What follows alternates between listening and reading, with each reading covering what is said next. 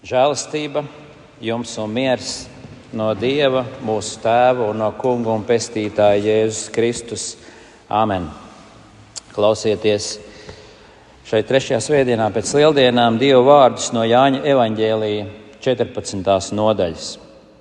Filips Jēzum saka: Kungs, rādi mums Tēvu, tad mums pietiek. Jēzus viņam saka: Tik ilgi es jau esmu pie jums, un tu vēl mani neesi sapratis, Filip. Kas mani ir redzējis, tas ir redzējis Tēvu. Kā tu vari sacīt, rādi mums Tēvu? Vai tu netici, ka es esmu Tēvā un Tēvs ir manī?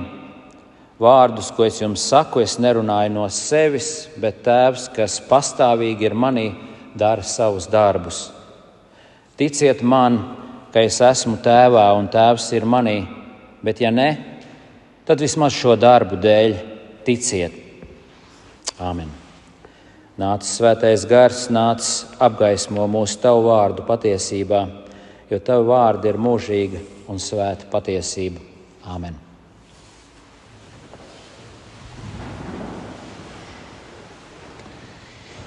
Mīļā draudze, vai neesat kādreiz jutuši, ka ir vajadzīgs kaut kas vairāk? Kaut kas tāds, kas izdzēš visas šaubas, kas pilda sirdi ar pilnīgu drošību un atrisina problēmas. Jā, ka ar Jēzu vien ir par maz, ar Jēzu nepietiek. Un apostolis Filips, stāvot Jēzus priekšā, to arī saka: Kungs, rādi taču mums Tēvu, un ar to mums pietiek.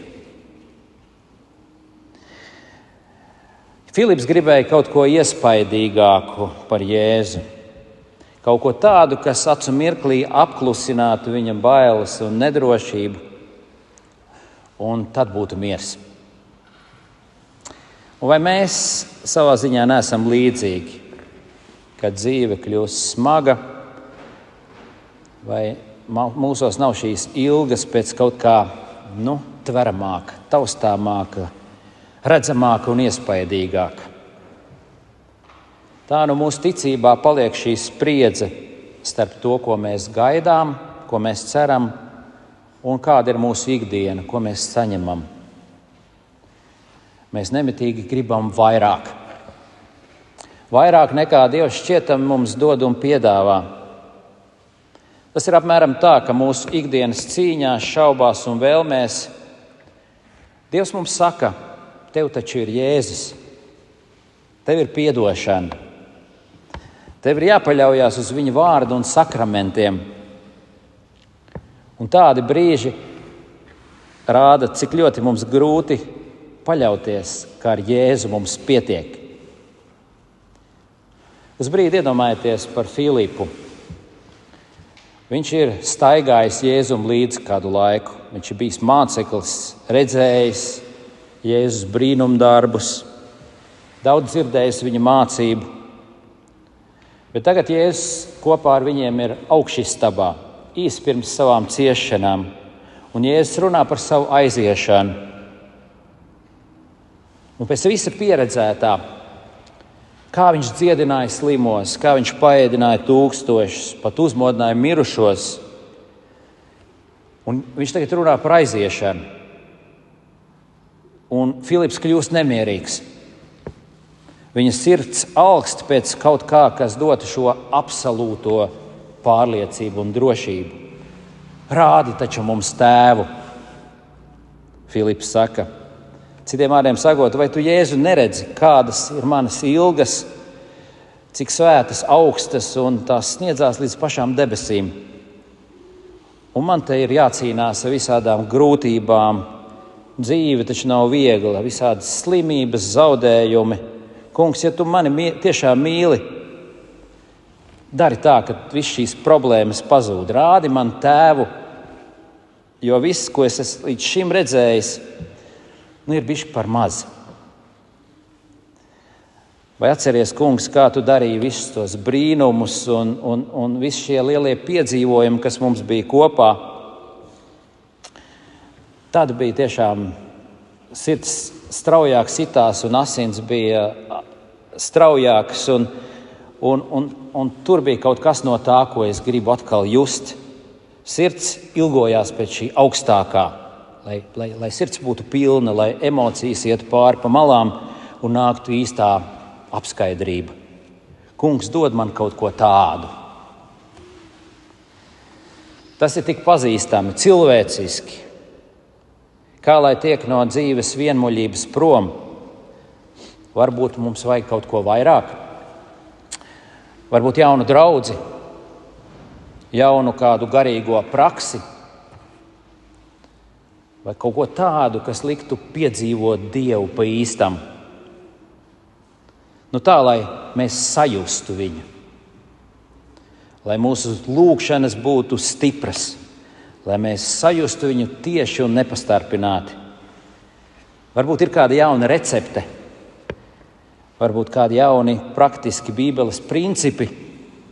Lai būtu, piemēram, 5 soļi, konkrēti 5 soļi līdz svētībai. Kā nonākt līdz laimīgai laulībai, kā iegūt finansiālu brīvību vai pilnīgu veselību. Bet tā, lai tā svētība būtu satverama. Jā, Jēzus žēlastība jau ir laba, bet es gribētu kaut ko konkrētāku, kaut ko taustāmāku, pierādījumu savam svētīgajam stāvoklim. Apmēram tā mēs varam iedomāties Filipa prasību šodien. Rādi mums tēvu. Jēzus nopelns un viņa apsolījumi liekas pārāk abstrakti un gribas kaut ko vairāk. Jā, mums vajag vairāk. Tā, lai vairs nebūtu jāšaubās. Un vieglāka, gludāka dzīve, protams, palīdzētu.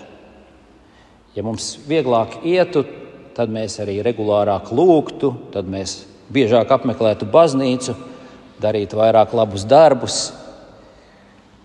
Cik gan mēs ļoti esam līdzīgi Filipam. Un kas tas cits ir, ja ne mūsu samaitātā daba, kas nenovērtē Jēzu? Mēs drīzāk dodam priekšroku savām emocijām, saviem darbiem, kādām redzamām svētībām, kas iedomājās, ka šajās dievišķajās lietās mēs paši varam kaut ko nokārtot un sajust un kontrolēt un tā tālāk. Taču, kā jūs redzat šajā rakstu vietā, Jēzus koriģē, un visa Bībeles mācība būtībā koriģē šos te cilvēku grābstīšanos pa garīgām lietām. Grēciniekam nav dots uzrāpties pie svētā Dieva pašam saviem spēkiem. Grēcinieks nevar redzēt svēto Dievu tiešā veidā. Tāpēc Bībele atkārto atkal un atkal. Tas notiek tikai caur Jēzu. Tikai ar viņa starpniecību, caur viņa asinīm, caur viņa upuri mēs tiekam atgriezti pie tēva. Caur Jēzu mēs redzam tēvu, caur Jēzus darbiem mēs redzam tēvu. Filip, mēs jau tik ilgi esam kopā, un tu neesi atpazīnis tēvu manī. Protams, Bībele mums apsola, reiz mēs redzēsim Dievu vaigu vaigā, bet pagaidām mēs dzīvojam ticībā. Un klausieties, kā Jēzus ar savu maigo, bet stingro balsi koriģē Filipu. Vai tu neesi mani pazinis, Filip? Mēs tik ilgi esam jau kopā. Kas redz mani, tas redz tēvu. Tas nav smags pārmetums Filipam, bet tik un tā Filips aplami domā. Protams, tas ir labi. Filips meklē debesis. Viņš grib redzēt tēvu. Tās ir ļoti dievbijīgas vēlmes. Viņš grib Dieva klātbūtni. Viņš grib tādu drošību un pārliecību, ka viss būtu skaidrs. Bet Jēzus saka, skaties šeit. Tavā priekšā es esmu ceļš, patiesība un dzīvība. Grēcinieka acis vienmēr skatās tur, kur nevajag. Neskatās uz Jēzu. Un mums ir vienmēr tā redzes korekcija vajadzīga, kad mēs skatāmies apkārt, meklējam apkārt, bet Jēzus saka, redz šeit, es esmu ceļš, patiesība un dzīvība. To iegaumējiet. Īpaši tad, kad nāks sāpes un ciešanas, kad nāks slimības un zaudējumi, kas jums liks šaubīties par visu. Kad jūs gribēsiet atvieglojumu, jūs gribēsiet tūlītēju atvieglojumu. Ko Jēzus ir apsolījis? Es esmu ar tevi ikdienas līdz pasaules galam.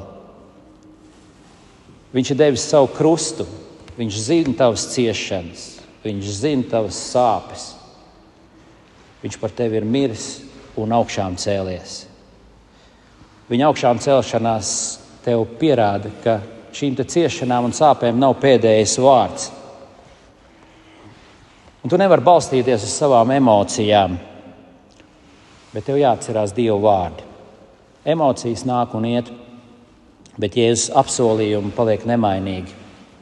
Cilvēka apstākļi mainās. Mums ir kalni, mums ir lejas, bet Jēzus klātbūtne paliek nemainīga. Viņš ir dievišķā klints zem mūsu kājām, kas nekad nepievils. Kad viss bruks un viss gāzīsies, kad mēs paši iesim bojā, mēs paliksim viņa rokās. Emocijas nāk un iet, viņš paliek. Un kad cilvēcis gribam kaut ko satvert un kaut ko just un kaut ko turēt savās rokās, mēs gribam pierādījumus. Jēzus saka, skatieties uz mani, skatieties uz manu krustu. Jūsu ticība ir apslēpta manī. Visa jūsu svētība, visa jūsu dzīvība, viss, kas jums vajadzīgs, ir manī. Jums ir drošs un nekļūdīgs apsolījums.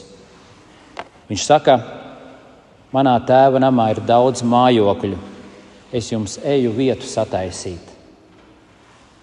Tātad ne šeit ir jūsu mājas, mēs esam svešinieki, piedzīvotāji. Viņš mums ir aizgājis vietu sataisīt, un viņa namā ir daudz mājokļu. Vietas mums visiem pietiks. Tātad kāpēc ar Jēzu pietiek?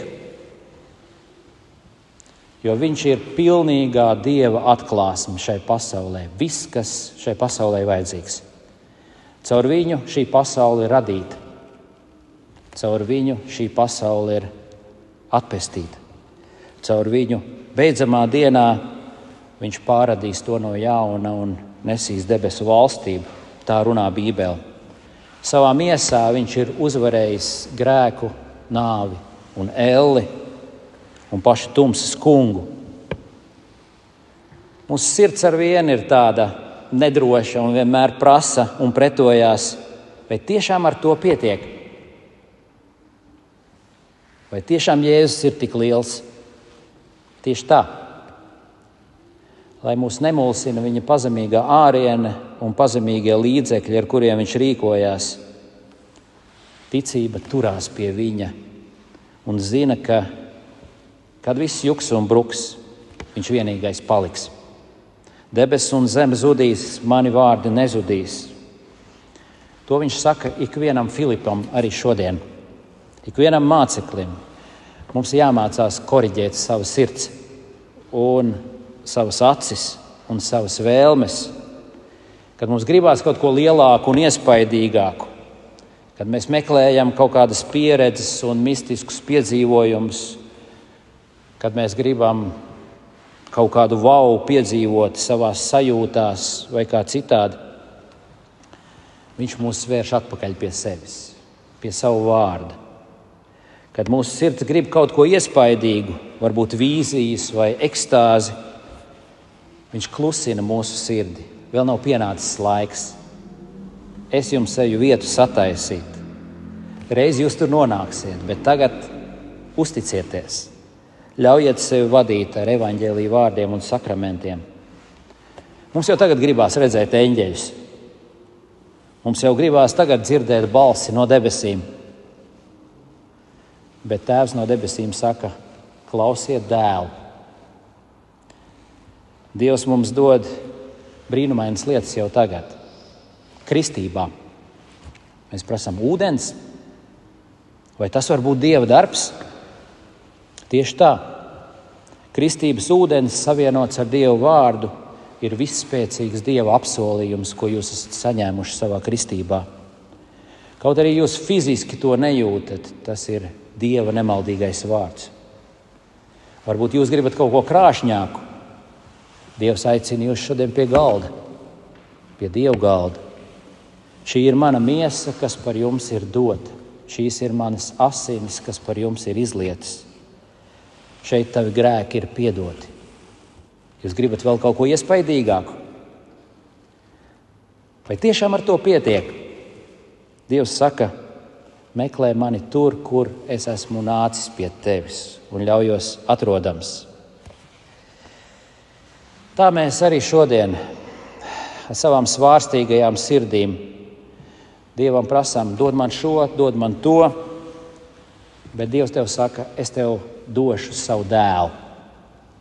Ar viņu pietiek. Ticiet tam. Āmen.